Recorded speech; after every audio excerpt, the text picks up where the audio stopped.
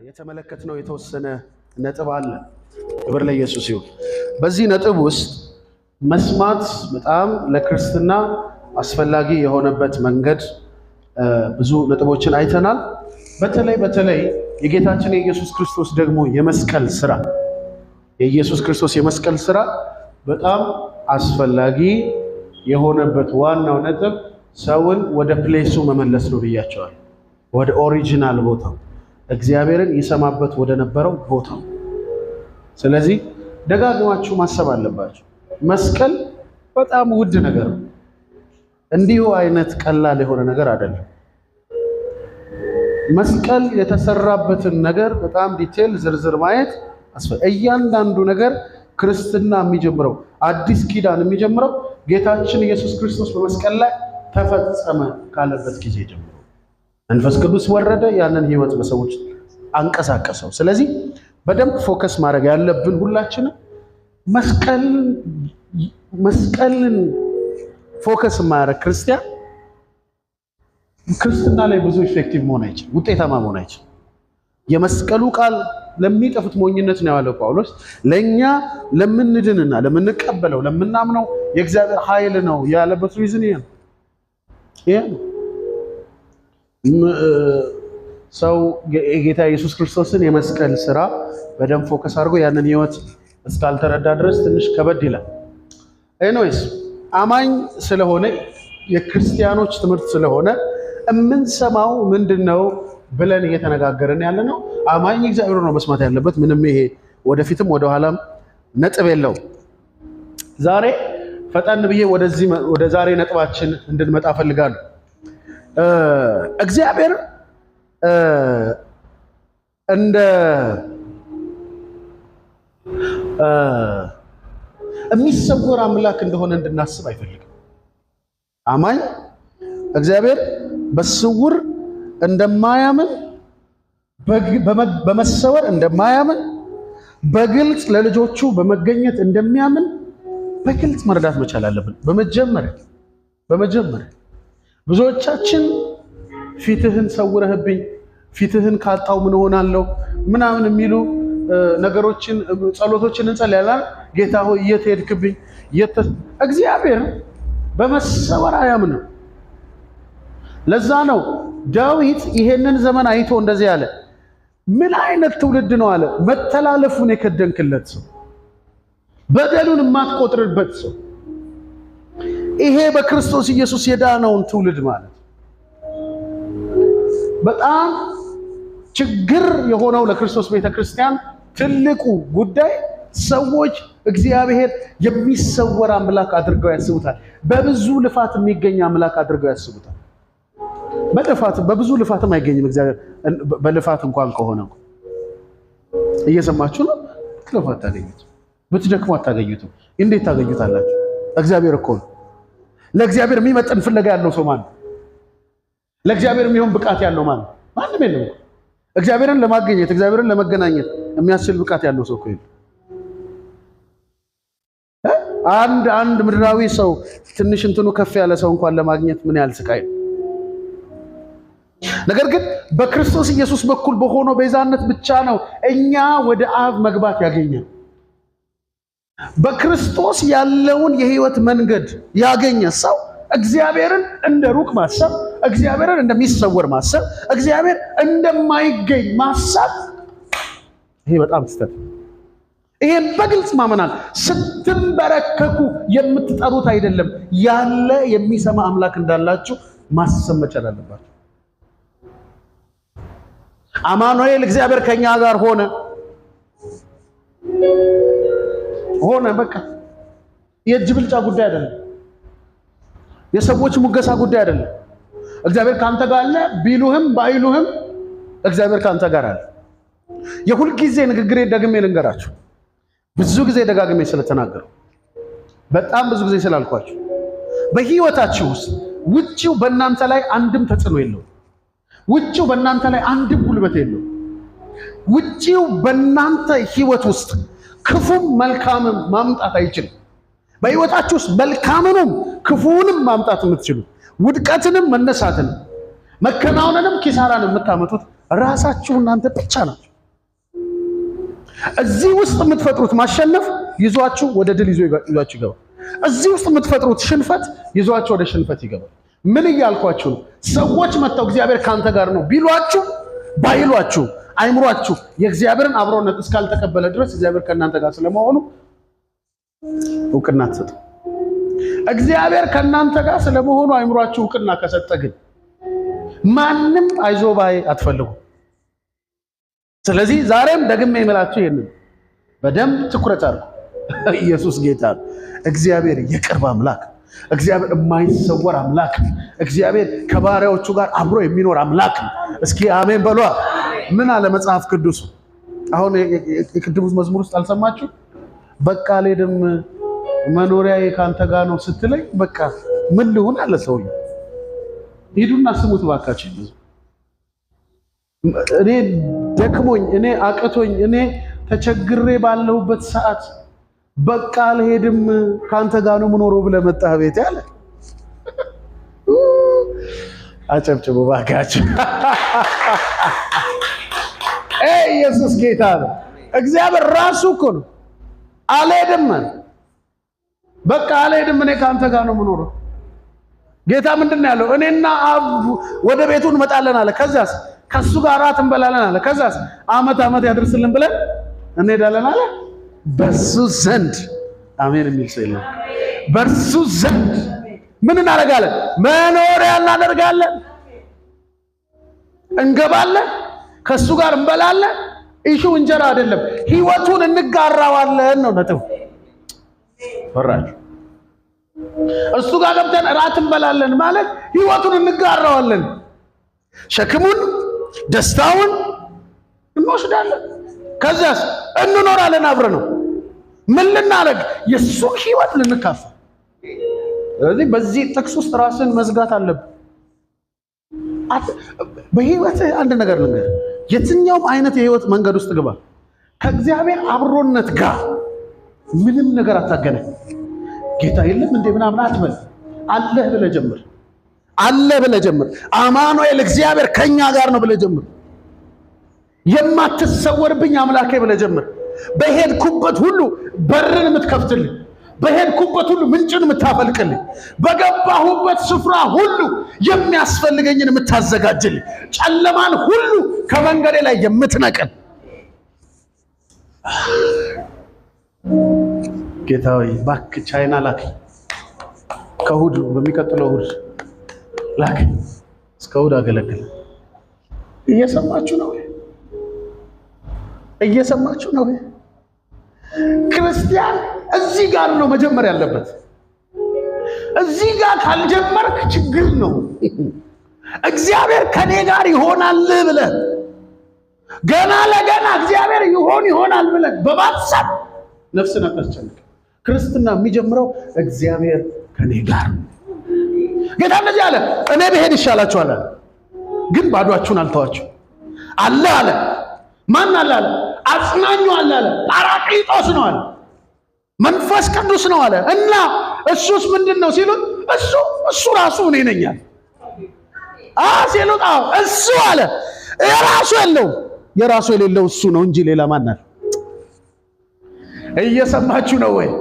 የራሱ የለውም አለ። እና ሲለው ከኔ የሆነው ወስዶ ወደ እናንተ ያመጣዋል። እርሱ ራሱ ነው ማለት ነው ያለው። ስለዚህ አለ ጌታ። አሜን ናችሁ? ባለፈው ስንነካካው የነበረውን ታሪክ ምን አልኳችሁ? ማርያም ምን አለች? ቁጭ አለች። እስቲ ቁጭ አለች በሉ፣ ተማረች በሉ እስኪ። ጌታ ደግሞ ምን አለ? ከሷ አይወሰድ።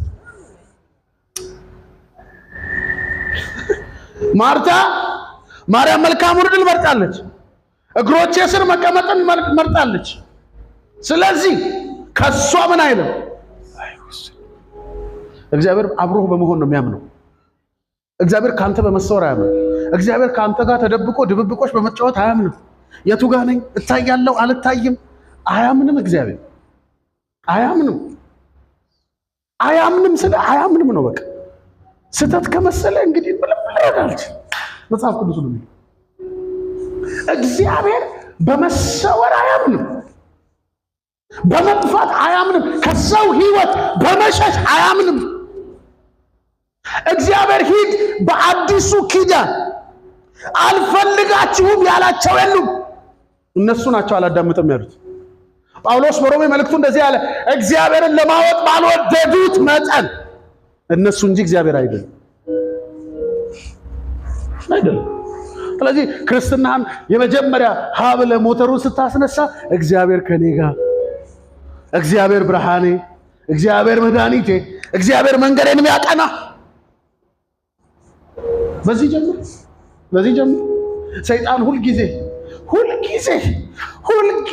ደሞዝን ያሳየና አሁን አንተ እግዚአብሔር ካንተ ጋር ይላል። ሁልጊዜ ይመጣና የደከመውን ፓርትህን ያሳየና አሁን አንተ እግዚአብሔር ከኔ ጋር ትላለህ ይላል። አይገርምም? እግዚአብሔር ለካ የድሃ አደጎች አባት የመበለቷ ዳኛ ነው አለ። እግዚአብሔር ለካ እኔ በጣም አጨብጭቡ ባካችሁ ለእግዚአብሔር መንፈስ፣ ለእግዚአብሔር መገኘት። ሃሌሉያ! አይወዘት በጣም ኤክሳይትድ መሆነው መጽሐፍ ቅዱስን ሳነብ አንድ ጊዜ ጌታ ኢየሱስ ክርስቶስ ደቀ መዛሙርቱን ሂዱ እስኪ እንጀራ ግዙ አላቸውና በጣም እኮ ነው የሚገርመኝ። አንዲት ሳምራዊት ጋር ሄደ። ከዛ ቁጭ ብሎ ሂዝ ሃምብል ምን ያህል ወደ ሰው ህይወት መግባት እንደሚፈልግ እዩ። ሰው ባገኝ እኮ ዛሬ ጥሩ ነው። ምን ያህል ከሰው ጋር ጓደኛ መሆን እንደሚፈልግ ሄደና እስኪ ዋጠጭኝ አላት። አንተ ደግሞ ምን ነው ትቀልደው አለች። አንተ አይሁድ እኔ ሳምራዊ እንዴት ነው የምንግባባው? እኔ እናንተ ደግሞ ሳይህም መጠጫ የለ። ምን አይነት ትሁት ነው! እመነኝ፣ እግዚአብሔር አብሮህ በመሆን ነው የሚያምነው።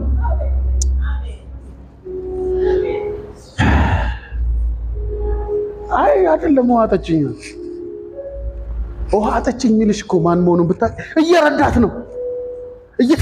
እየተዘባነነባት አይደለም፣ ስውር እያለባት አይደለም። ማን መሆኔን ብታውቂ ያለ ቦስት እያደረገባት አይደለም። እንድትረዳው እንድታውቀው ራሱን ምን እያደረገ ነው? ሻይን እያደረገላት ነው፣ እየገለጠላት ነው። ማን መሆኑን ብታውቂ እኮ አላት። ትጠይቂው ነበር ሲላት ኧረ ስጠኝ አለች። እሺ ግድ የለም እሰጥሻለሁ፣ ሂጂና ባልሽን ጠርተሽ ነሽ ሲላት ባል የለም። እሱ ልክ ነሽ አላት። 5 ባሎች ነበሩሽ፣ አሁንም ካንቺ ጋር ያለው ባልሽ እየገለጠላት ሄደ። መሰወር አይችልም። በውድ ዋጋ በእሷ ፊት መገኘት አይችልም። ከዛ እኔ የምልህ ነብይ እንደሆን ካያለው ነው አለች። ከዛ ስለ አምልኮ ምናምን ሲያወራ ሴትዮዋ ድሮም የሆነ ሃይላይት አላት። አንተ ይመጣል የተባልከው እሱ ነህ እንዴ? ኢየሱስ ተሳካለት። ለካ እግዚአብሔር ቤት ውስጥ ስትኖር እግዚአብሔር የሚሳካለት ሸሚዝ ስትቀይር አይደለም፣ እሱ እንዳለ አብሮ ሲገባ፣ እንደመጣ ሲገባ፣ ህይወት ውስጥ እንደገባ ሲገባ፣ ለካ የእግዚአብሔር ደስታ ይሄ ነው። ኧረ ኑ አለች። ምን ነው ሲሏት ኧረ ብዙ ጉዴን ከላይ እስከ ታች ነገረኝ። ማን ነው ብሎ ሲመጡ ኢየሱስ። እሱንማ እናውቀዋለን። በጣም የሚገርማችሁን ነገር ልንገራችሁ። የጴጥሮስ ህይወትና የኢየሱስ ህይወት ውስጥ ያየሁትን በጣም አስገራሚ ነገር።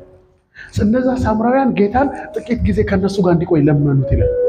ጌታ እኮ አድርጎት አያውቅም። ሳምራውያን ሰፈር ዋለ፣ አደረ፣ ከረመ። መጽሐፍ ቅዱሳችሁን ሂዱና ተመልከቱ። ሐዋርያት ምዕራፍ 10 ላይ ቆርኔሌዎስ ቤት ሄደና ካጠመቃቸው ምን ካረጋቸው በኋላ እባክህ እዚህ ቆይ ያሉት ጴጥሮስን እሺ ብሎ ቆየ። እግዚአብሔር ካንተ ጋር በመኖር ነው የሚያምነው። በመኖር አብሮ በመውጣት አብሮ በመግባት yes እመን። ይሄንን ውሰድ በህይወት ውስጥ የራስህንማ ነገር ከቆጠርክ አይሆንም። እቺ እኮ 5 ባል የነበራት ወደ 6ኛ የተሸጋገረች 6ኛውንም ያላገባች ነገ 7ኛ የመቀጠል ዓላማ ያላት ሴት ናት። እሷ ቤት ነው ኢየሱስ የሄደው። ከዚህ በላይ ምንም ላስረዳህ አልችልም። እየሰማ ነው ወይ? ኢየሱስ ማናገር የፈለገው ኢቭን ሲያናግራት እንኳን ረብሻ አልፈለገም፣ ሌላ ረባሽ አልፈለገም። ሂዱ ብሎ ወደ ከተማ ላካቸው። ብሉና ይሁን። ሲመጣ ምን እንዳለ ታውቃላችሁ? ብላ ሲሉት አልበላም። ምን ነው? እኔ የምበላው ምግብ አለ እናንተ አታውቁትም። እና እኔ የምበላው ምግብ ሰዎች ጋር ሲገኝ ነው። ሰዎች እኔ ሲያውቁ ነው። ሰዎች በእኔ ሲነኩ ነው። እኔ የምበላው ምግብ አለ እናንተ አታውቁትም አለ። ለካ ኢየሱስ በጣም እንደ ትልቅ ነገር እንደ ውድ ነገር የሚያየው እንደሆነ ታውቃላችሁ? ከልጆቹ ጋር አብሮ መሆን። ስለ መስማት ስትማር ከመስማት በፊት እግዚአብሔርን ለማድመጥ ኢንተረስት ከመሆነ በፊት እግዚአብሔር አንተ ቤት የመኖር ፍላጎት እንዳለው ማወቅ አለብህ። ዳግመኛ አትጠሚም ነበር አላት። አትጠሚም።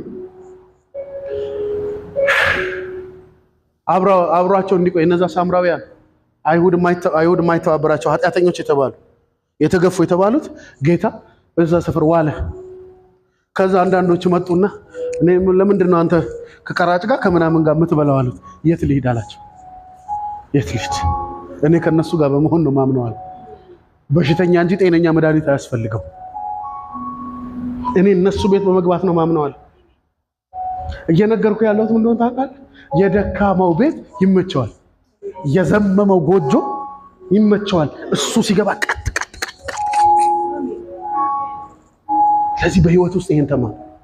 እግዚአብሔር በአንተ ቤት በመገኘት እስቲ እግዚአብሔር በእኔ ቤት በመሆን ያምናል በሉ እባካችሁ። አሃ እዚህ ነው አባቶቻችን ብዙ ታሪክ አልፈዋል። እኔ ግን ዛሬ በተለየ መልኩ እንድናየው የምፈልገው ቃል አለ። መጽሐፍ ቅዱሳችሁን አውጡ። ሐዋርያት ሥራ ምዕራፍ 9 ሐዋርያት ሥራ ምዕራፍ 9 ቁጥር 5 ሃሌሉያ። ስንት ሰው ደስተኛ ነው በዚህ ምሽት? ሃሌሉያ።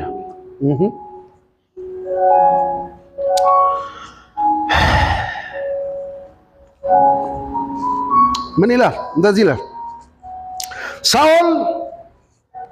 ሳኦልም ጌታ ሆይ አንተ ማን ነህ አለው። እርሱም አለው እኔማ አንተ የምታሳድደኝ ኢየሱስ ነኝ። አሁንም ተነስተህ ወደ ከተማይቱ ግባ፣ ማድረግ የሚገባህን ይነግሩሃል አለው። በዚህ ክፍል ውስጥ ሁላችሁም እንደምታውቁት ጳውሎስ ወደ ደማስቆ እየሄደ ያለበት ክፍል ነው እና በጣም ይገርማቸዋል። ጳውሎስ መነካት ለህይወቱ መንገድ ቀያሪ የሆነ ስፍራ ነው የደማስቆ መንገድ። ጳውሎስ እዚህ ተርኒንግ ፖይንት ነው። ልክ እዚህ ጋር አዞረ። ጳውሎስ ወደ ቀደመው አልተመለሰም። ነገር ግን በጣም የሚገርማችሁ ነገር ጳውሎስ ለእንደዚህ አይነት ለብርሃን ምናምን እንግዳ አይደለም። አይሁድ ነው፣ ህግን ያውቃል፣ ታሪክን ያውቃል። በደንብ ተመልከቱ። ከዚህ በፊት አባቶቻችንን የተናገረበት መንገድ ነው ይሄ። በብሉይ ዘመን እግዚአብሔር ኮሚኒኬት ያደርግ ነበረ፣ ይገለጥ ነበረ፣ ይመጣል።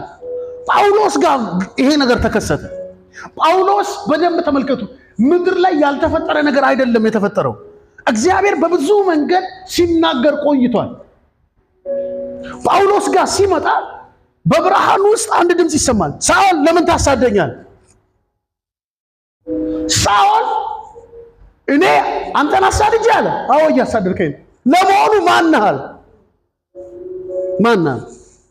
ጌታ ደግሞ አንተ የምታሳድደኝ እኔ? አሁን ቀላል ስብከት ነው ይመስላል አይደል? በቃ ይሄ ነው ህይወት። ጌታ ይገርምሃል፣ እኔ ማለት ከዳዊት ዘር አላለውም። ያለምንም ቴዎሎጂካል ባክግራውንድ፣ ያለምንም ጾም ጸሎት፣ አይፈራችሁ ያለምን ሊገል እየሄደ ያለው ነፍሰ ገዳይ እኔ ማለት ኢየሱስ ነኝ አለ። ያለምንም ማብራሪያ አሁን ወደ ከተማ ግባ አለው። በአንተ ስላለኝ ዓላማ የሚነግሩ ሰዎች አዘጋጅቼልሃለሁ። አንተ እኮ በየጠዋት እየተነሳ ዓላማ ምንድነው በላይ ላይ ንገረኝ። 3 ቀን ጾም ጸሎት፣ 10 ቀን ጾም ጸሎት። ሐዋርያው ጳውሎስ በሱ ላይ ያለውን ዓላማ ለመግደል እየሄደን ያገኘ። ፈራችሁ እኮ። እኔ ምን ላድርግ? እኔ አጥቶም እንግዲህ የኔ ስብከት አይደለም ይሄ። መጽሐፍ ቅዱስ ነው። ማን ነው? ቢብሊካል ነው። ምናምን ያተመው አዲሱ መደበኛ ትርጉም የኔ መጽሐፍ አይደለም። ጳውሎስ በዘመናት መካከል በእርሱ እግዚአብሔር ሊሰራ ያለውን አጀንዳ የገለጠለት የእሱን ባሪያዎች ሊገድል በመንገድ እየሄደ ነው። ይግባ የእግዚአብሔር ኢንተረስት፣ የአዲስ ኪዳን ኢንተረስት እግዚአብሔር ላንተ በግልጽ መገኘት ነው። እና ሂድ ወደ ከተማ አለ። ወደ ከተማ ግባ፣ የምታረገውን በአንተ ህይወት የሚሆነውን የሚነግሩ አዘጋጅቼልሃለሁ አለ። በጣም ያስገርማል። ያስገርማል። እናንተ ሰዎች 3 ዓመት ተኩል ሁሉ አብሯቸው ቆይቶ እኮ ያልገባቸው አሉ። ኢየሱስን በ30 ብር ሸጠው ይሄዳሉ። ይሄ ሰውዬ በ30 ደቂቃ ባልሞላ ጊዜ ውስጥ ታሪኩ ደህና ናቸው። ጳውሎስን ብትመለከቱ በመጽሐፍ ቅዱስ ውስጥ የምንም የመለኮታዊ ትምህርት መዛነፍ ያልገጠመው ሰው እንደሆነ ታውቃላችሁ። ምንም ችግር አልገጠመው። ቀጥ ብሎ የክርስቶስን መንግስት እያሰፋ ነፍሱን ሰጥቶ የኖረ ሰው ነው። በእርሱ ያለውን ዓላማ ግን በጌታ በኢየሱስ ክርስቶስ መገኘት ነው ያወቀው። ያንን ለማግኘት ደግሞ ምንም የተፈጠረ ነገር የለም። ምንም የተፈጠረ ነገር የለም። ስለዚህ በህይወት ውስጥ ይግባ። አገልጋይ ሁን፣ አታገልግል፣ በእግዚአብሔር ቤት ተመላለስ። ነጥቡ እሱ አይደለም።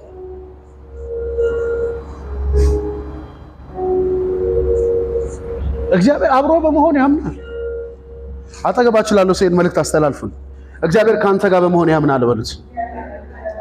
አንተ ማመን አለብህ ይሄንን በሉት።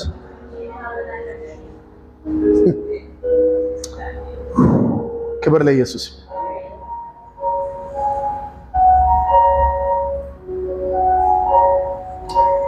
በጣም ይገርማቸዋል። ሁሉን አወራው ጌታ። ስለ መንገዱ አወራው፣ ስለ ነገው አወራው፣ በሱ ስላለው ዓላማ አወራው። እዚህ ቤት ውስጥ አሁን ስንት ሰው ኮንፊውዝድ ነው? ስንቶቻችሁ ኮንፊውዝ ናቸው? ጌታ ይመጣ ያቀኝ ይሆን? ይሰራልኝ ይሆን? ማን ጋር ልሄድ?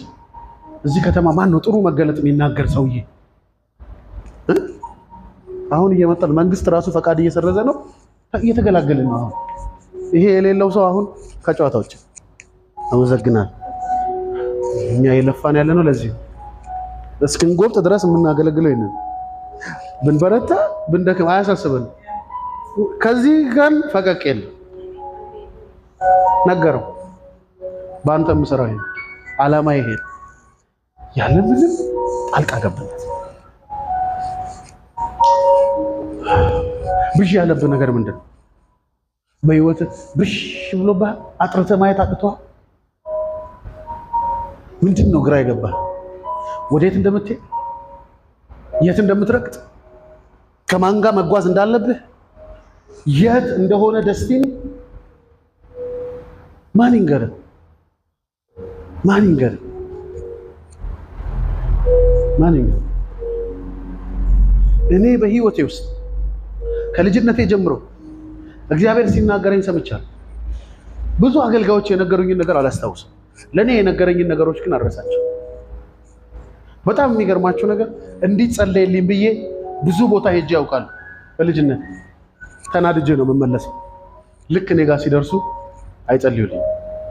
በእውነት አንድ ጊዜ አስታውሳለሁ። አንድ ሰውዬ በጣም አዲስ አበባ ላይ ተነሳ ምናምን ተብሎ እዛ ሄጄ ደግሞ ሰውየው በዘመድ በምናምን አውቀዋለሁ። ስለዚህ ገና ሲያየኝ ፈገግ ይላል ብዬ ነው እኔ ልክ ጌታ ይኸው እግዚአብሔር አለ በእኛማ ሁለት አገልጋዮች ይጸልዩ ልክ እኔ ጋር ሲደርስ እኔ ብቻ ያልተጸለየልኝ እንደዚህ እያየኝ አልፎኝ ሄደ። ከዛም አልተማርኩም። እዛ ዝምድና ያላቸው ሰዎች ቤት ይመጣል ሲባል አገኘሁት። ሄድኩ እዛም መጣ በልቶ ሄደ። ያ ሰውዬ ግን ዛሬ ቸርች ዘግቷል። ለካ እጁን ቢጭንብኝ ነበር። አትገርም። ስማ አንዲት እህት ነገራችን ስማ እኔ እኮ ቄስ በሌላ ናቸው አገልጋይ ነች ብሎ የነገሩኛል። እኔ ምን አገባኝ? እኔ በፌደራል ነው ከዚህ ግቢ ማስወጣሽ። እግዚአብሔር ባንተ ያለውን ዓላማ አንቱ በተባለ ሰው መግለጥ አይፈልግም። እኔ ሰዎችን አታክብራለሁ። ወደዛ ነጥብ እመጣለሁ። ስለ ነብይነት አገልግሎት በዚህ ትምህርት ውስጥ በጣም እንማራለን። አንዳንዶቻችሁ እየተማራችሁ እግዚአብሔር ምስክሬ የተደፈነ የነብይነት መንፈሳችሁ መንቀስቀስ ይጀምራል። አሜን በሉና ውሰዷ። እሳት ያገኛቸዋል። አሜን በሉ። አምናል በነቢያት ነው። በነቢያት ይሄ ቤት እንደው በነቢያት ያምናል። አሜን ናችሁ። ተጠገባችሁ ያለው ሰው በነብይ የማታምን ከሆነ በሉት እወድሃለሁ በሉት፣ መብት ነው በሉት። ወንበሩም ያንተ ነው በሉት። ማንም ሰው ወንበር አይቀማም በሉት። እኛ ችግር የለም። እኔ ባፕቲስት ቢመጣ ምናምን ቢመጣ እግዚአብሔር የለም ራሱ የሚል ቢመጣ ቁጭ በል። እንደውም እዚሁ ምር ማስቀምጥ መብቱ ነው። እኔ በደበደበው እኔ ባስወግደው ባስወጣው ባባረው እግዚአብሔርን ያገኛል እንዴ? መኖሩን ግን አሳየዋል።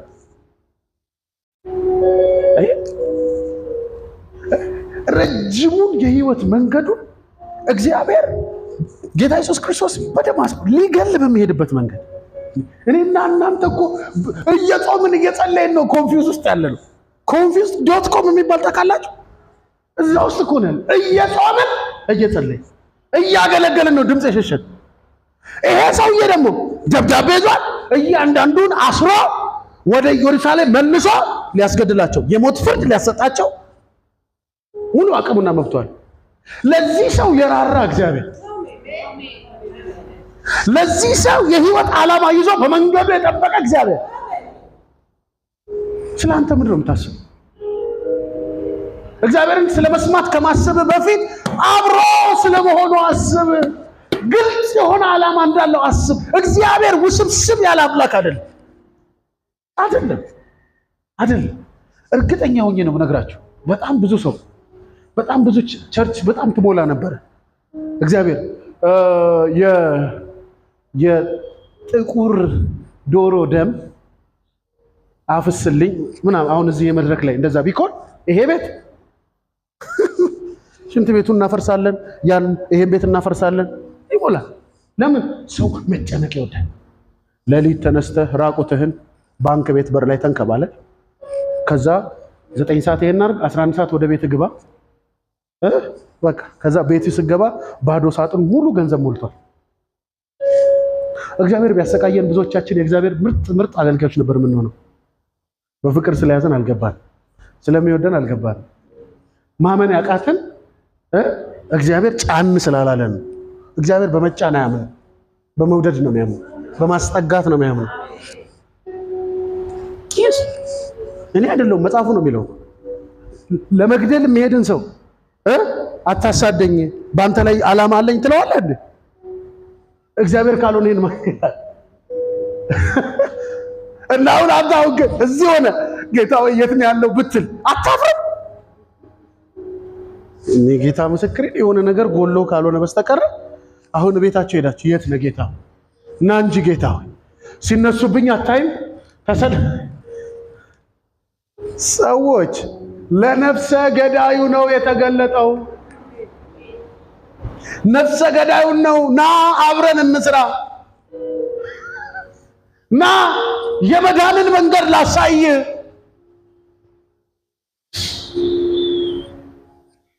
ነፍሰ ገዳይ እንዴ! አሁን ይሄ ሰውዬ ልጁን ነክተህበት አይደለም፣ በክፉ ቃል ተናግረህበት አይደለም፣ አስተያየት ካልተመቸው ና እስኪ ወንድሜ አብረን እንኑር ይላል። እሱ አይልም እናንተ ትላላችሁ አይደል? ወልዶ ጠዋት ተነስቶ ደስ ይለው ባይለው ሙቀት ሆነ ቅዝቃዜ ሆነ ፀሐይ ነው ብርድ ነው ፊት የጠቆረ ቀላ ቆንጆ ለበስኩ አልለበስኩ ሳይል የሚሮጠው ለማን ይመስላል? ለአንድ ልጅ። በልጆቹ ላይ የሞት ደብዳቤ ይዞ የመጣን ሰው ልጆቹን አይደለም እኔ ያሳደርክ ያለው ይላል። አንተ ጴጥሮስን ለምን ነው የምታሳድድ? ያዕቆብን ለምን ነው የምታሳድድ አላለም። ለምንድን ነው የምታሳድደኝ? ለነፍሰ ገዳይ መንገድ ማሳየት ከወደደ የነፍሰ ገዳይ ብርሃን ከሆነ እዚህ ውስጥ አገልጋዮችን ለመግደል ደብዳቤ የተቀበላችሁ ሰዎች አላችሁ? አለ እዚህ ሐዋርያ ነብይ ምናምን ለመግደል እንደውም እነሱ የእግዚአብሔር ሰዎች ናቸው ብለህ ለምትቀበል ለአንተ ብዙ የህይወት ምዕራፍ አብሮ ጌታ ካለፈ ካንተ ጋር እግዚአብሔር ጠላትነት ይኖረዋል ብለህ እንዴት ታስባለህ? አይምሯችን ነው ባይዘው የቀለደብን አይምሯችን። ሁልጊዜ ደጋግሜ እነግራቸዋለሁ። የኛ አባቶች በር በቴስታ የሚከፍቱ ከሌሊቱ 9 ሰዓት ጠበዝ ብለው ስከር ብለው መጥተው ሩብ ኪሎ ስጋ ለ8 ለ9 ልጅ ቀስቀሷቸው ልጆቹን ብለው አስጠብሰው 9 8 ምናምን ሆነን አስበው እንግዲህ አንድ እንኳን ይደርሰናል እንዴ? እንደዚህ አንድ እንኳን ለዛው በእንቅልፍ ልብ 9 ሰዓት 8 ሰዓት መጥቶ አይደለ ማታ ስታወራው ልብስ ገዛልሃለሁ ደፍተር አልቆብኛል ስትለው ገዛለሁ ችግር የለም የሚል ጠዋት ስትነሳ ከዚህ ያለ በኩርኩ እንዲህ አይነት አባት አሳድጎ እግዚአብሔር ጋር ስትመጣ እግዚአብሔርማ ቅዱስ ነው። ኧረ ከኔ ጉዳይ ጋር የለውም ከኔ ሐሳብ ጋር ሩቅ ነው። እኔ ቤትማ ዳንቻክ በህይወት አትቀልድ። ክርስቲያን ሆነ አትቀልድ። ነፍስህ በፈገግታ የምትሞላው በዚህ እውነት ውስጥ ስትገባ። እስቲ እግዚአብሔር ከኔ ጋር ነው፣ እኔ ከእግዚአብሔር ወገን ነኝ በሉ። እስኪ ድገሙት እስኪ ባካችሁ፣ ግዴላችሁም ድገሙት። አጠገባችሁ ያለውን ሰው ያዙትና በፍቅር አንተ ከእግዚአብሔር ወገን ነህ በሉት። ሃሌሉያ።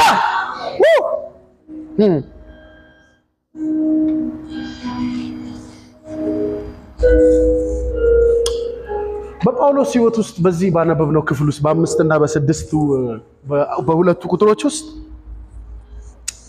በጣም የሚያስገርም ነገር ታገኛላችሁ። አሁን እንዳወራኋችሁ የጌታን ቅርብ መሆን የእግዚአብሔርን የመስማት ውጤት ጳውሎስ ምን አለው? የሚነግሩ ሰዎች አሉ፣ ወደ ከተማ ግባ አለ።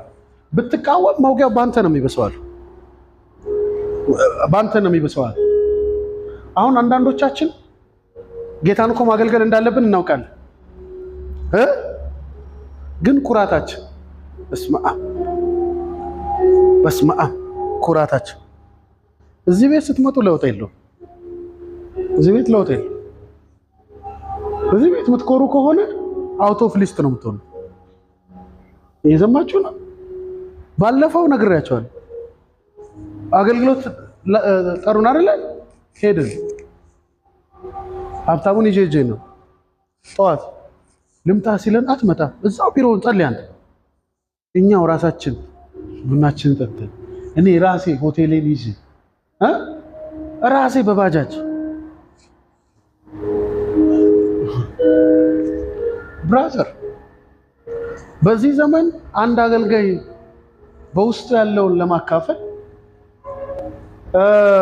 ሆቴሉ እንዴት ነው?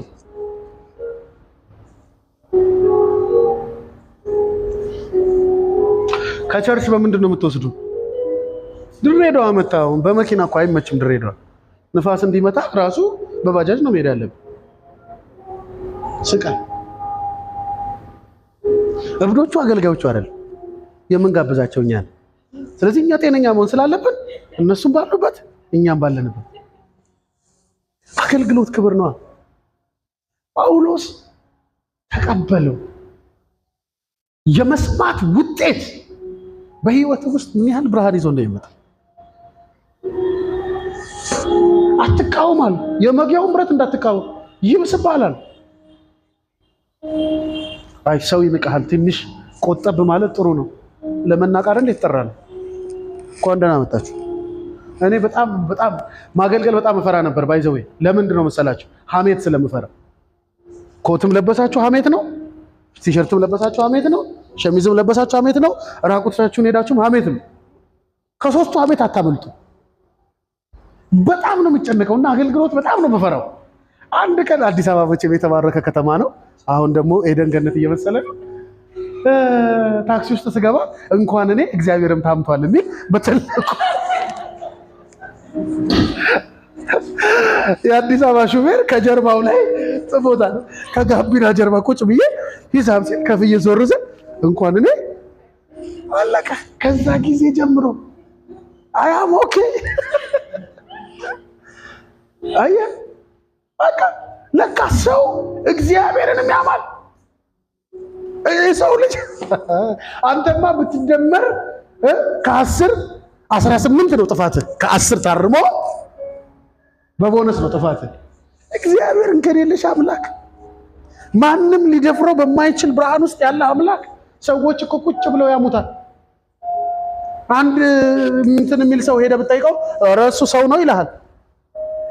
ሰው ነው ይልሃል። ድንገት እኮ ብርሃኑን ፍንጥቅ ቢያደርግበት መግቢያ መውጫ የሚያጣ ሰው ኧረ ሰው ነው እሱ ምን እኛ እንደ ሰው ልጅ ነው የተመላለሰው ነው ይልሃል። አንተ አዳኘ ትለዋለህ። ይገርምሃል። በህይወት ውስጥ እግዚአብሔርን እንደ መስማት መድኃኒት የለም። ጳውሎስ የሞጊያውን ብረት ብትቃወመው በአንተ ይበሳል ሲለው እሺ ምን እንዳደርግ ነው የምትወደው አለው። የምፈልገውን ይነግረዋል። በህይወት ውስጥ ስለ መስማት ከማሰብ በፊት እግዚአብሔር ግልጽ መሆኑን አስብ። ለአንተ የሚገኝ አምላክ መሆኑን አስብ። አማኑኤል እንደሆነ አስብ። ካንተ ጋር እንደሆነ አስብ። ካንተ ጋር በመውጣትና በመግባት ያምናል። አሜን በሉ ባካችሁ። ያሳ አታስፈራራ። ደህና ናችሁ? አሁን አንዳንድ ሰው ታውቃለህ ማስጨነቅ የሚፈልግ ሰው እኔ ማስጨነቅ የሚፈልግ ሰው አልሰማ ደስተኛ አይደለም። እግዚአብሔር እኔ አስጨንቆኝ አይደለም ከኔ ጋር ያለው ልክ አጠገብ ሲመጣ ረጅም ልሳን ተናግሮ ምናምን መንፈሳዊ ሰው ነው እንድትለው አየህ ይመጣል። ቤትስ ይመጣ ምናምን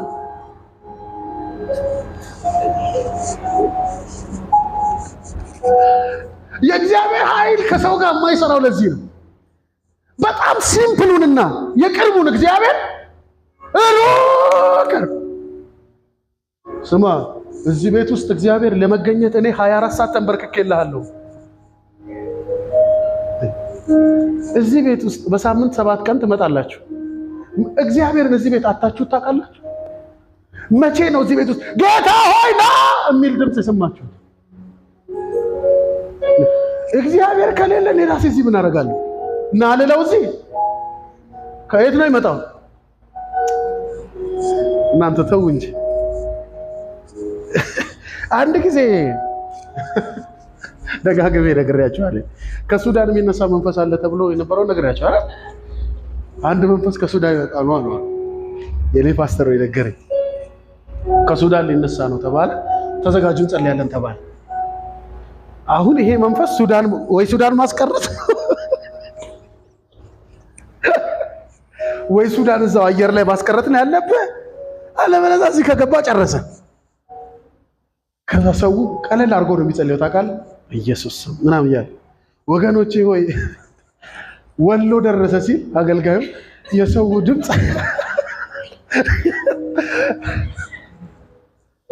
መንፈሱ ቢመጣ ሊገባባቸው መስሏቸው ይሁን አዲስ አበባ ገባ።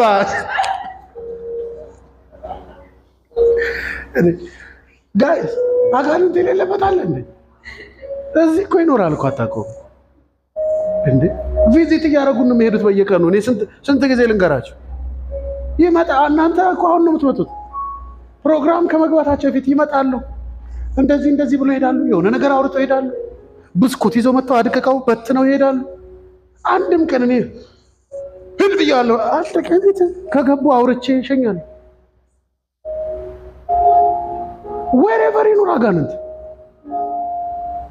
ነግራቸዋለሁ አይደል? የዊነሩ ሰው አንድ ሰው ቤታቸው ሄዱ። ፓፓ ምንድነው እዚህ አካባቢ አጋንንቶች ይሸቱኛል ብላቸው ቢሾፍ ማለት ብላቸዋል። ከሸተቱ ሰይጣን ይል።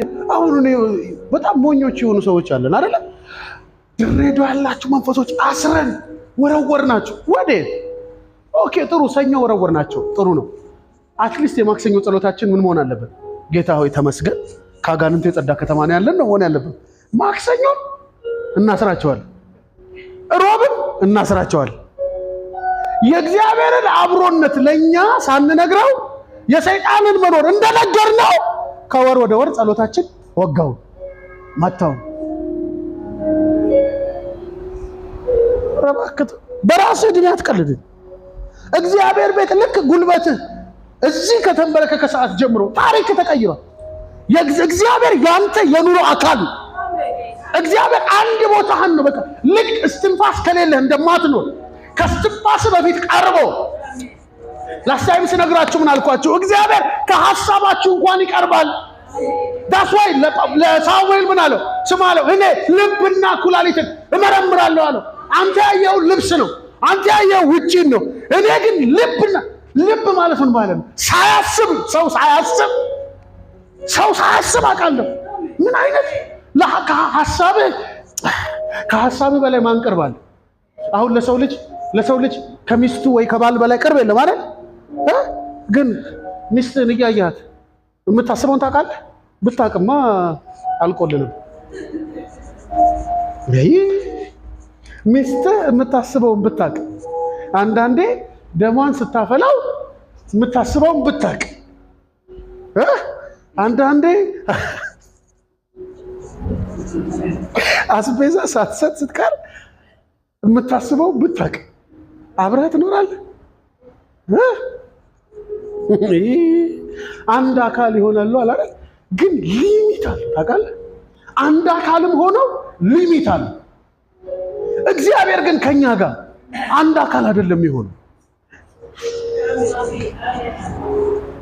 ምን እንዳለ ታውቃላችሁ? መጽሐፉ እናንተ በክርስቶስ ኢየሱስ ሆናችሁ የእግዚአብሔር ጽድቅ ተደርጋችኋል።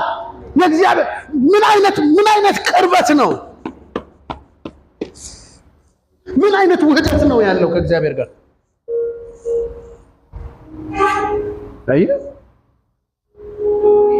ስለዚህ በግልጽ ተረዳ። እግዚአብሔር ላንተ ነው ሐሳቡን ሊነግርህ ይፈልጋል። እግዚአብሔርን መስማት የህይወት ረፍት። ጳውሎስ እሺ አለ። የሞጋውን ብረት ተቃው፣ በቃ ችግር የለም አለ። ቀጠለ ታሪኩ ቀጠለ። በጣም ይሄ ዲቴል ብዙ ነገሮች አሉት በዚህ ታሪክ ውስጥ።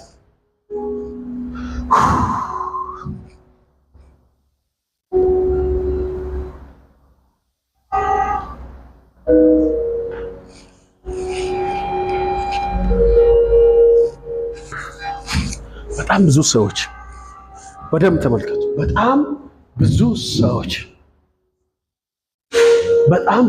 እግዚአብሔርን ባለመስማት የህይወት መሰረታቸው ነው የተናገሩ። የህይወት መሰረታቸው አንዴ ባለመስማታቸው፣ አንዴ ከመስማት በመጉደላቸው። ጳውሎስ አንድ ጊዜ ሲሰማው እግዚአብሔርን፣ አንድ ጊዜ የጌታን መገለጥ ሲቀበል ለህይወቱ ዘመን የሚሆን መሰረት ጥሎለት ነው ያለው። ጳውሎስ የዛን ቀን ሰማ፣ አለቀ። ወዲያ ወንጌል ነው የሰበከው። ከዚያ በኋላ ብዙዎች ሲጠይቁት እንደዚህ ያለ፣ እኔ እኮ አለ አሳዳጅ ተሳዳቢ ምንም እንኳን በሆን ሳላውቅ ባለማመን ስላደረኩት ምንን አገኘው አለ? ምህረትን ተቀበልኩ፣ ምህረት ሰጠኝ።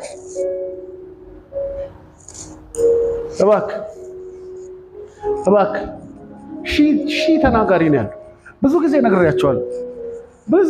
ነግሬያቸዋለሁ። እቤታችሁ ቴሌቪዥን ያለ ሰዎች ማታ 2 ሰዓት ተኩል ላይ እንዴት አመሻችሁ እንትና አለኝ የሰዓቱን ዜና ይዤ እቀርባለሁ ይላል። የፈለገውን አውርቶብህ ደህና ደር ብሎ ይሄዳል። አንድ ጊዜ ጥያቄ አለኝ በለው እስኪ። አንዴ ጥያቄ አለኝ ጋዜጠኛ አንዴ አለ። ባለስልጣኑ መጥቶ እንግዲህ ያው ድሬዳዋ ውስጥ ያለው የውሃ ችግር ምናምን ሲል አንዴ ምናምን ብትለው፣ የተከበሩ ቴሌቪዥንን ብትሰብረው ለውጥ አለ? እዚህ ዓለም ላይ ሁሉም እንድትሰማው ነው የሚፈልገው። ጭነቱን ይጭንብሃል። ከዛ በኋላ ውጤቱ አያሳስበው። ማንም ላንተ ብሎ የሚያወራ የለም። ማንም የሚጠቅምህን የሚያወራ የለም። ሁሉን በመስማት እድሜህን ታሳጥራለህ እንጂ። ጳውሎስ አንዴ ሰማው። የሞጊያውን ብረት አትቃወም ሲለው እሺ አለ። የምታደርገውን ወደ ከተማ ስትገባ ይነግረዋል አለ። እሺ አለ። ሊገላቸው በሚፈልጋቸው ሰዎች ውስጥ እግዚአብሔር ሐሳቡን እንዳስቀመጠለት ለሱ ያለውን የነገ እቅድ በእነሱ ውስጥ እንዳኖረ እንኳን ሲነግረው አላንገራገረም። እሺ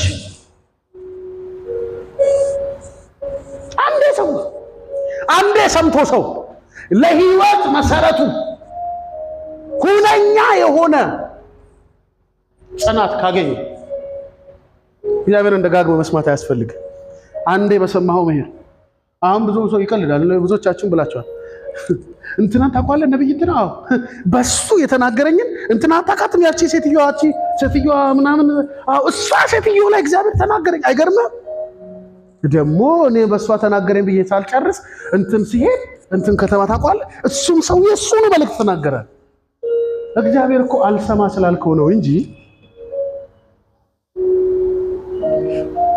ደራራች 5 ጊዜ በነብይ የሚነግረው ወዶ አይደለም፣ አልሰማ ስላልከው። ተቀየማችሁ? እንግዲህ ነፃ የምትወጣ በዚህ መንገድ ነው። ጳውሎስ አንድ ጊዜ አንዴ ነው የሰማው። ሂድ የሚነግርህ አለ አለው። እስቲ እሱን ቃል እናንብብና እንጨርስ። የዛሬን ነገ ስለምንቀጥል ይሄ ትምህርት በጣም ተማሩት፣ ይጠቅማቸዋል። ምዕራፍ 9 ቁጥር 18 እና ቁጥር 15 እስከ 18 እስኪ እንመልከት። ምን ይላል? ጌታም እንዲህ አለ፣ ሂድ፣ ይህ ሰው በአሕዛብና በነገሥታት ፊት እንዲሁም በእስራኤል ሕዝብ ፊት ስሜን እንዲሸከም የተመረጠ ዕቃ ነው። እኔም ስለ ስሜ ምን ያህል መከራ መቀበል እንዳለበት አሳየዋለሁ። ሐናንያም ሄዶ ወደ ተባለው ቤት ገባ። በሳኦልም ላይ እጁን ጭኖ ወንድሜ ሳኦል ሆይ ወደዚህ ስትመጣ በመንገድ ላይ የተገለጠልህ ጌታ ኢየሱስ ዓይንህን እንዲበራና በመንፈስ ቅዱስ እንድሞላ እኔን ልኮኛል አለው። ወዲያውም ከሳኦል ዓይን ላይ ቅርፊት የመሰለ ነገር ወደቀ። እንደገና ማየት ቻለ። ተነስቶም ተቀመጠ። ምግብ በልቶም በረታ።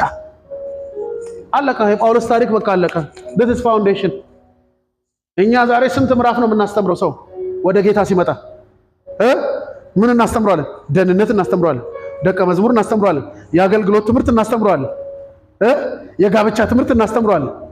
የጮኝነት ትምህርት ምንም እናስተምረዋለን። ሰውየው ከ5 ዓመት በኋላ ባክ ያደርጋል። እየሰማ ነው። ባክ አድርጎ ጎለጭ ብሎ ሄዶ በ1900 ምናምን የሄደ ሰውዬ ሚሊኒየም ሲገባ ይመጣል። ከዛ ሚሊኒየም ትንሽ ቆይቶ ደግሞ ይሄዳል። ይሄ ሰውዬ አንድ ጊዜ ነብይ ወደ ህይወቱ የመጣው። በመንገድ ላይ ስትመጣ የተገናኘ ጌታ የለም አለው። አዎ እሱ ነው እኔን የላከኝ፣ ሌላ የለም ድምፅ። እኔ የራሴን ነገር አይደለም የምነግርህ። መንገድ ላይ በአንተ ህይወት ያለውን ዓላማ ጀምሮልሃል ነበር። አዎ እኔ እሱን ደግሞ በአንተ ላይ እንዲፈጸም ሊያደርግ የሚችለው የመንፈስ መሞላትና የአይን መከፈት በአንተ እንዲሆን ልጸልይ ልመጥቻለሁ አለ ጳውሎስ። እግዚአብሔር እንዲህ ብሏል፣ ለእኔ የተመረጥክ የክብር ዕቃ ነህ። በአሕዛብ በእስራኤል ልጆች ፊት ስሜን ትሸከማለህ። በቃ ይሄን ያለ ጌታ። እሺ ቁጥር 19 ጋር ስትሄዱ ጳውሎስም በደማስቆ ካሉ ከቅዱሳን ጋር አብሮ ማሳለፍ ጀመረ። አላመኑት። አጠገባቸው ሲቀመጥ እዚህ ጋር የሚይዛቸው እየመሰላቸው በመንፈስ ሆኖ እንዲህ ይላሉ። ነበርኩ እኔ እዛ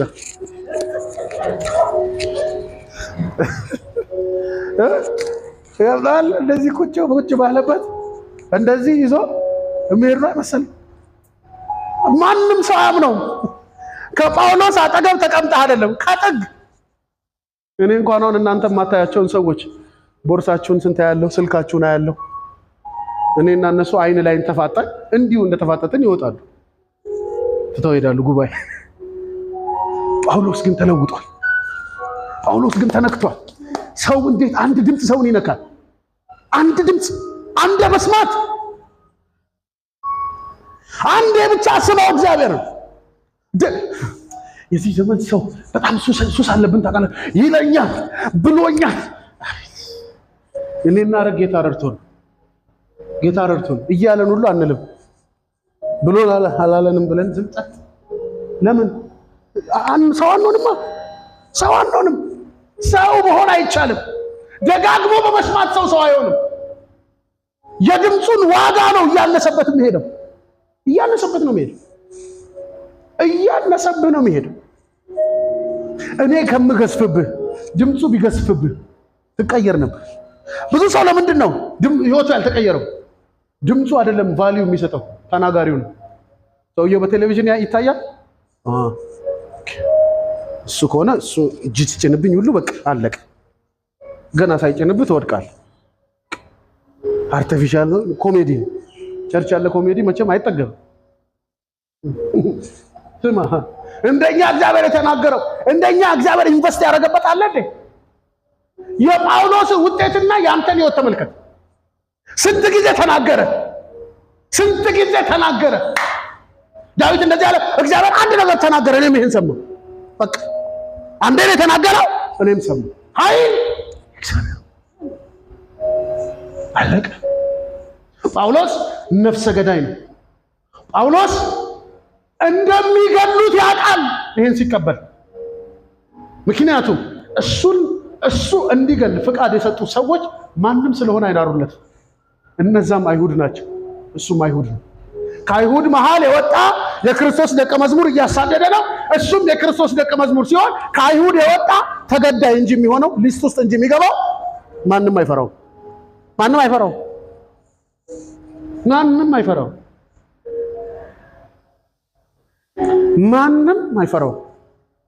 ያሳለፈውን መከራ አይታችኋል እርሊ ነው መከራ የጀመረበት ሰሞኑን ሙሉ የሐዋርያትን ሥራ በፊልም የተሰራውን እያየሁት ነው ቀጥቀጥ አድርገውት በዘንቢል እንዴት አድርገው በቅጥር እንደሚያሳልፉት በጣም ያስገርማል እሱ እኮ ትላንት የዛ ነገር ዋና አቀናባሪ ነበር ስለሰማው ድምፅ ድንጋይ ለሱ ምንም አይመስልም የክብር መወጣጫ ነው ይመስል ድምፅ ስትሰማ እኮ ድንዝዝ ትላለህ ሌላ ነገር አይገባህም ዙሪያ ምንም ቢፈጠር መስማትን የመሰለ ነገር ምን አለ መስማትን የመሰለ ነገር በህይወት ምን አለ እግዚአብሔርን ስማ እግዚአብሔርን ለመስማት ጌታ ጣሪያውን ቀዶ መጥቶ ምንድነው የምትለው የምን እንደ ፊልም ነው እግዚአብሔር ቀጥተኛ ነው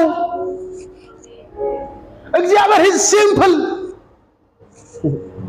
ጌታ ጌታ በአይሁድ መካከል መጥቶ እሱ ሲመጣ ይነግረናል እሱ ሲመጣ ይላሉ እሱ ትላላችሁ ምንድነው ችግራችኋል ቃል ታውቃለህ ሲናገር እንዲህ ይላል ምናምን ሲል እናንተ ስለ አብርሃም ስታጠኑ እናንተ ስለ ሙሴ ስታጠኑ ስለ ኤልያስ ስታጠኑ አይገርማችሁም ስለ ኤልያስ ያጠናችሁ ይመስላችኋል መጽሐፍት ሁሉ ግን ስለኔ ያወራል እኔ መጥቼ አትሰሙም ማለት ታስታውሳላችሁ ያ ምሳሌ ታስታውሳላችሁ ጌታ ኢየሱስ ክርስቶስ አልዓዛር ስለሚባለውና ያ ባለጠጋ ስለነበረው ሰው የሚናገረው እባክህ አብርሃም አባቱ ያለው ያ ባለጠጋው ሰው እዛ ወንድሞች አሉኝ 5 ነው 8 ነው ወንድሞች አሉኝ ለነሱ አልዓዛር ሄዶ እሳት እንዳለ እንዲነግራቸው ንገርልኝ ላከው ሲለው ከባድ ልጅ ነው ያለው አሁን እነሱ አለ የተላከላቸው ነብያት እንኳን ካልሰሙ ከዚህ ማንም ሄዳ አይሰሙ ማለት ሰው ካልፈለገ አልፈለገም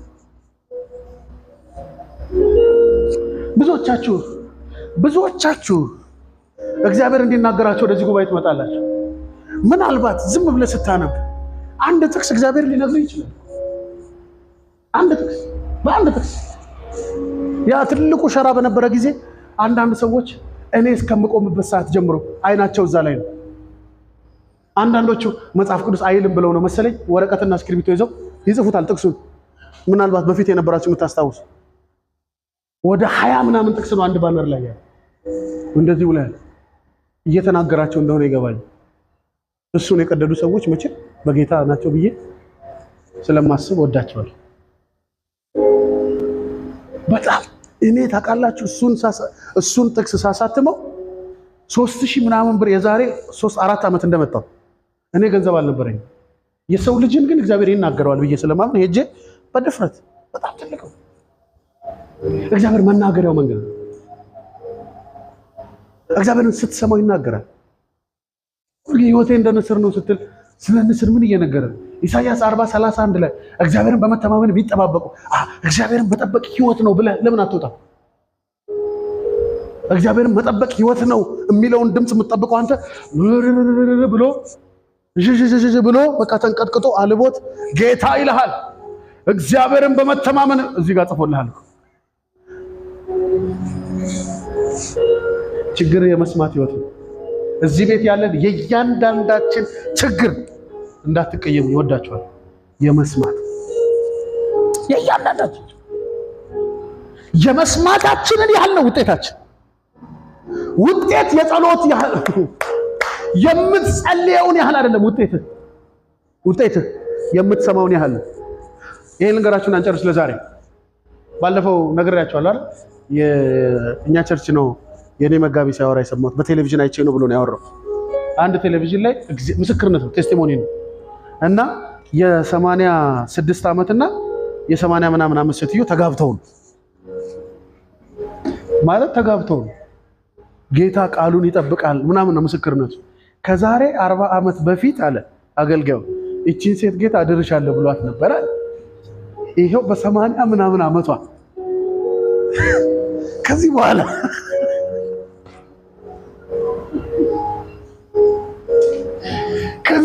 እቺ ሴትዮ ያገባቻቸው ሰው የሰርጉ ቀን እንኳን ቀጥ ብሎ ይቆማል አይደል? በድጋፍ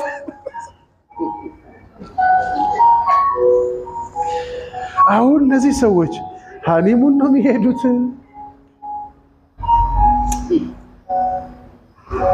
እና በጣም የሚገርማችሁ ነገር ምንድነው? ምስክርነቱ ጌታ ታማኝ ነው። 40 ዓመት ሙሉ ስንት ወንድ ሲልክላት የነበረች ሴትዮ ነው አልሰማ ብላ እንጂ በ80 ዓመቷ ነቅታ ነው እንጂ። ስለዚህ እኔ አሁን እዚህ ቸርች ቢሆኑ እነሱ ወንድሞችና እህቶች እንኳን ደህና መጣችሁ ተነሱ እስኪ ብዬ እዚህ አመጣለሁ። እግዚአብሔርን አለመስማት ውጤቱ ይሄ ነው እላችኋለሁ። this is not testimony። አይ ፈራችሁ ምን መጽሐፍ ሲናገር ነገርን በጊዜው አይደለም የሚለው በጊዜው መጽሐፉ ከልጅነት ሚስት ጋር ነው ከርጅና ሚስት ጋር ነው። እኔ ራሴን ሐሳብ ላወራልህ አልችልም። መጽሐፍ ቅዱስ ነው የሚለው። በ80 ምናምን ዓመት እግዚአብሔር ያሳይ። ለሰው የሚያገባው የ80 ተቀራራቢ ሰዎች እኔ እንጃ እስካሁን በጌታ በህይወቱም ካሉ ሰዎች ውጤቱ ምንድነው ነው? አይ አንዳንዶቻችሁ የሥራ በር ተከፍቶላችሁ የምትፈልጉት ድምጽ ምንድነው? ጌታ ይናገረኛል የሚል ሰውዬ ድምጹን ወፈር ያደረገ እንደኔ አይነት ኮት የለበሰ ሰውዬ ሰምባዲ እኮ ቀን ደውሎልሻል። ሄሎ ስሚ እንደ አይነት ስራ ትፈልጊያለሽ አለ ምናምን ብሎሻል እኮ።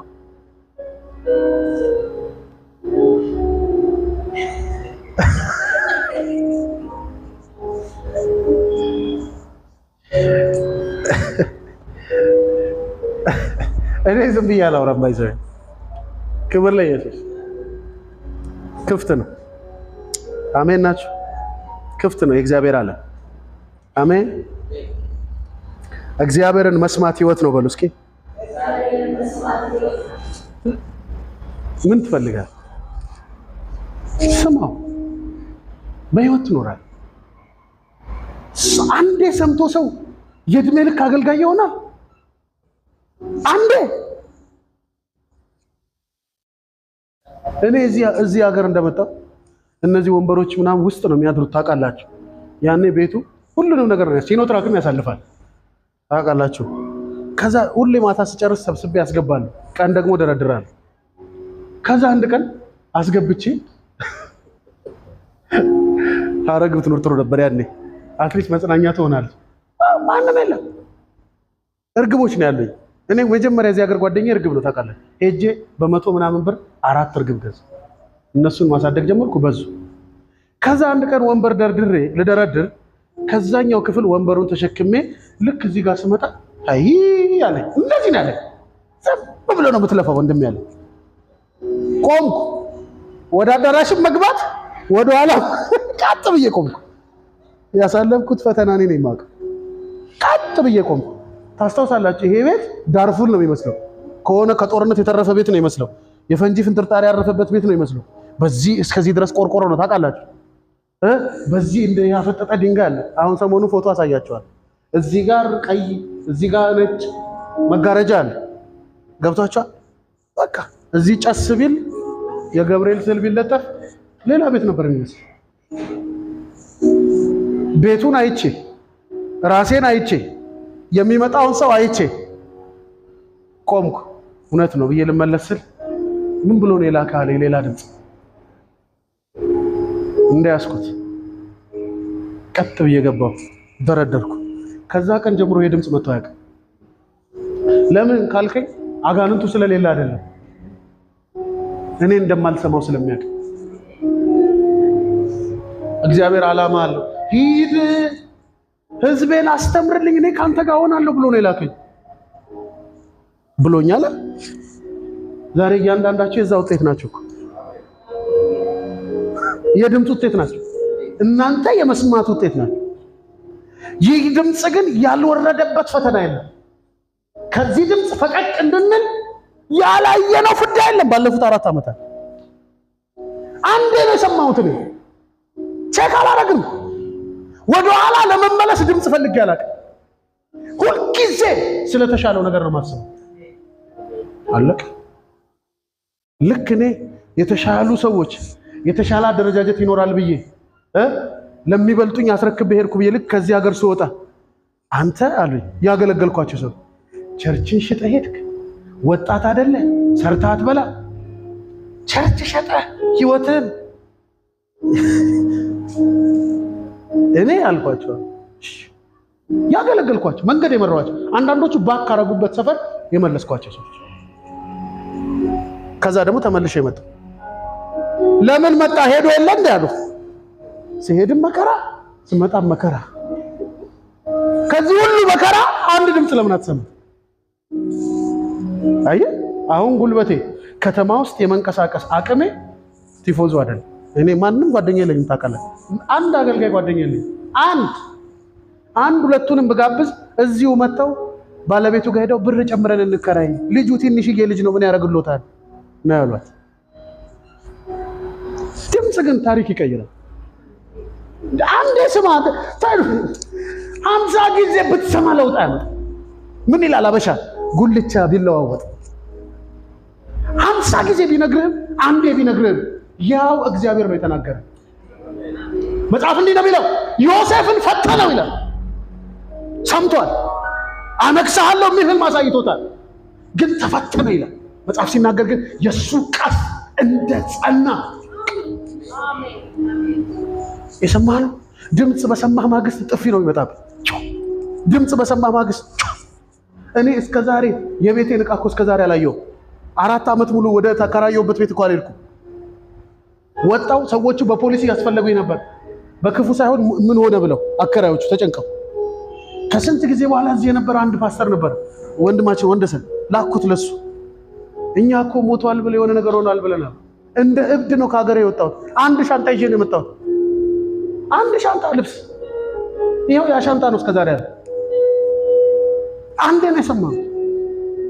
ምን ያላየሁት እኔ በህይወት ዘመኔ ፖሊስ ጣቢያ ሄጄ የማላክ ሰው የዚህ ከተማ ከመጣው ነው የክስ ደብዳቤ ይወጣል። ይሄን ሁሉ ዘመን ስኖር አንድ ቀን ክስ መጥቶብኝ አያውቅም። ስለሰማነው ድምጽ እግዚአብሔር ታማኝ እንደሆነ አይቻልም። ለምን መቋዲሾ አትወስዱኝም ዛሬ ከነገረኝ ይሆናል።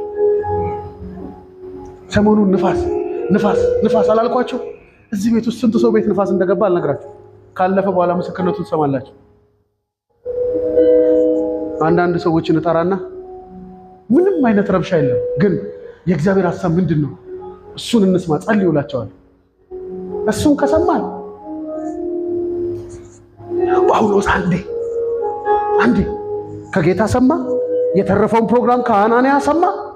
በቃ ይሄው እኔና እናንተ ዛሬ እዚህ ቤት እንኳን ጳውሎስ አባልና መስራችና ባለራዕይ አይደል ይመስለው? እዚህ ቤት ውስጥ ያለ ትምህርት ሁሉ ጳውሎስ አይደል?